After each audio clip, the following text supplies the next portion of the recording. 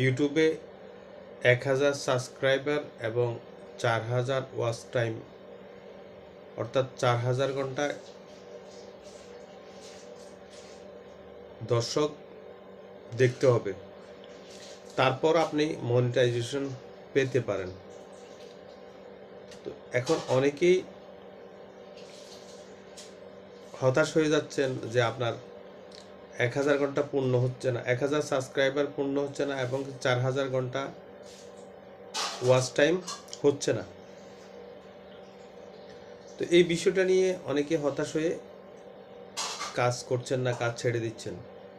তবে কাজ করা বন্ধ করা যাবে না। আপনি ভালো ভালো কন্টেন্ট তৈরি করেন, আপনার ওয়াচ টাইম এবং সাবস্ক্রাইবার হবেই। তো আপনি হিসাবটা কিভাবে করছেন?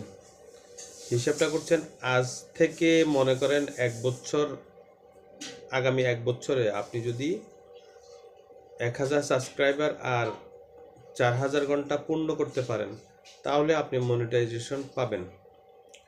যদি এই ১ বছরের মধ্যে আপনার ধরুন ৯০০ সাবস্ক্রাইবার হয়েছে, ৩৯০০ ঘন্টা ওয়াচ টাইম হয়েছে, তাহলে আপনি এই বছরে পাবেন না, অর্থাৎ এই ১২ মাসে আপনি মনিটাইজেশন পাবেন না। আবারও যোগ হবে আপনার আগামী আগামী ধরেন ১ বছর পার হয়ে গেল, আগামী ১ তারিখের পর ১২ মাস পার হয়ে ১৩ মাসে পড়েছে আপনার ইউটিউবের বয়স। তাহলে আপনি ওই ১২ মাসে আপনি কাজ করতে পারেন নাই, মানে আপনি ১,০০০ সাবস্ক্রাইবার এবং ৪,০০০ ঘন্টা ওয়াচ টাইম পূর্ণ করতে পারেন নাই। তাহলে আপনার আবার কাউন্ট করতে হবে, ওই যে প্রথম ১ মাস বাদ যাবে, প্রথম যে শুরু করেছেন প্রথম ১ মাস বাদ যাবে, পরের ওই মাস যোগ হবে। যত দিন যাবে, যত আপনার দিন যাবে, তত পিছনের দিনগুলো বাদ হবে আপনার এই ১ বছরের ৩৬৫ দিনের তালিকা, আর সামনের দিনগুলো কাউন্ট হবে।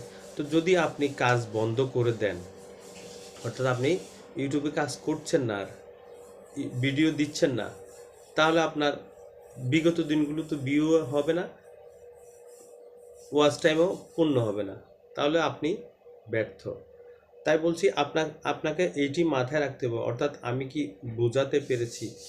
আপনাকে মাথায় রাখতে হবে, আপনি আজ থেকে ১২ মাস পর্যন্ত কাজ করেছেন, এই ১২ মাসে আপনি পূর্ণ করতে পারেন নাই ১,০০০ ওয়াচ টাইম, ৪,০০০ ঘন্টা ওয়াচ টাইম, ১,০০০ সাবস্ক্রাইবার। তাহলে আপনাকে কি করতে হবে? কাজ বন্ধ করা যাবে না, কাজ করে যেতে হবে। হয়তো বা এই ১২ মাসে আপনি পূর্ণ করতে পারেন না ৩৬৫ দিনে, আগামী ৩৬৫ দিনে হয়তো পূরণ করতে পারেন। দেন আপনার যত কাজ করে যাবেন, যত দিন যাবে, ১৩ মাস, ১৪ মাস, ১৫ মাস, ১৬ মাস, ১৭ মাস, ধরুন আপনি ১৭ মাসে সাকসেস, তাহলে পিছনে যে ৫ মাস বাদ যাবে, প্রথম শুরু যে করেছেন 5 মাস বাদ দিয়ে, ওই যে সামনের ১২ মাস, 5 মাস বাদ দিলে আর থাকে ১২ মাস, ১৭ মাস থেকে। তো সামনের ১৭ মাস, ১২ মাসে কাউন্ট করা হবে আপনি পূর্ণ করতে পেরেছেন তাদের শর্ত, তখনই আপনি মনিটাইজেশন পেয়ে যাবেন। এতে করে হতাশ হওয়ার কিছুই নেই। আপনি আবার অনেকে ভাবছেন যে আমার ওয়াচ টাইম কমছে কেন?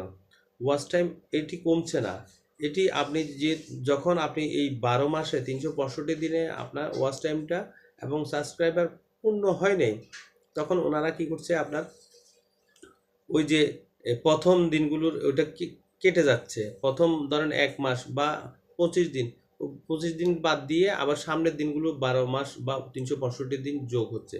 এটি কি বুঝাতে পেরেছি মনে হয়? মানে আপনি যত দিন যাবেন, যত কাজ করবেন, আপনার সামনের দিনগুলোতে হিসাব হবে।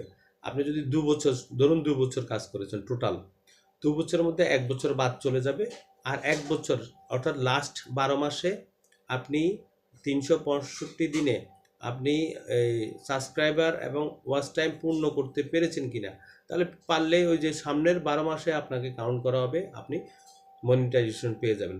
তো আমরা এতে করে অনেকে হতাশ হয়ে যাই যে আমাকে দিয়ে মনে হবে না, আমি মনে পারবো না।